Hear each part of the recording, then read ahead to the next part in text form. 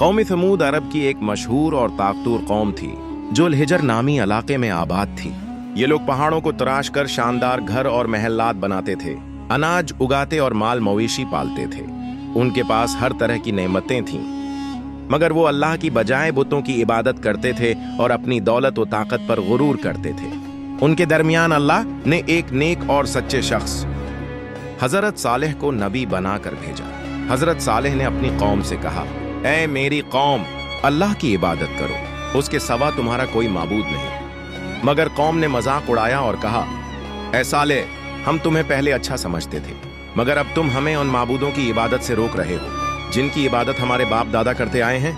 अगर तुम सच्चे नबी हो तो हमारे सामने कोई मौजज़ा ले आओ। हजरत सालेह ने अल्लाह से दुआ की तो एक अजीम मूजिज़ा जाहिर हुआ।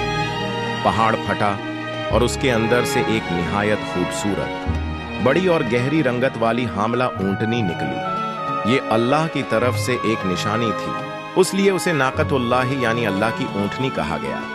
हजरत सालेह ने अपनी कौम से कहा, ये ऊंटनी अल्लाह की निशानी है, इसको नुकसान न पहुंचाना। उसका हक है कि एक दिन ये पानी पी लेगी और दूसरे दिन तुम्हारे जानवर पानी पी लेंगे। कुछ लोग ईमान ले आए, मगर ज्यादातर लोग जिद और तकब्बुर पर कायम रहे। कुछ अरसे बाद कौम के सरदारों को ये बात बुरी लगने लगी कि एक ऊंटनी को इतनी अहमियत क्यों दी जा रही है। उन्होंने खफिया साजिश की और एक नहायत बदबख्त शख्स कदर बिन सैलिफ को तैयार किया कि वो इस ऊंटनी को मार डाले। एक दिन जब ऊंटनी पानी पीकर वापस जा रही थी तो कदार और उसके साथी घात लगाकर बैठ गए। उन्होंने ऊंटनी की टांग काट दी और नेजा मारकर उसे कत्ल कर दिया। फिर वो हजरत सालेह के पास आए और मजाक उड़ाते हुए कहा, लो, हमने तुम्हारी ऊंटनी मार दी, अब वो अजाब ले आओ जिसकी तुम धमकी देते हो। हजरत सालेह ने गम और गुस्से के साथ कहा, तुमने अल्लाह की निशानी को कत्ल कर दिया है, अब तुम्हारे पास सिर्फ 3 दिन है, इसके बाद अल्लाह का अजाब तुम पर नाजिल होगा।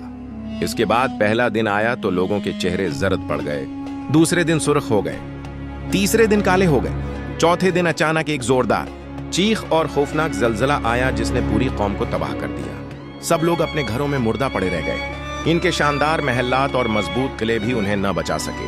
हजरत सालेह और चंद मोमिन लोग इस अजाब से पहले महफूज जगह चले गए थे। इस तरह एक गुरूर और तकब्बुर में डूबी हुई कौम हमेशा के लिए मिट गई और ये वाक़या क़यामत तक आने वाले इंसानों के लिए एक सबक बन गया कि अल्लाह की निशानियों का इनकार और नबी की नाफरमानी तबाही का रास्ता है।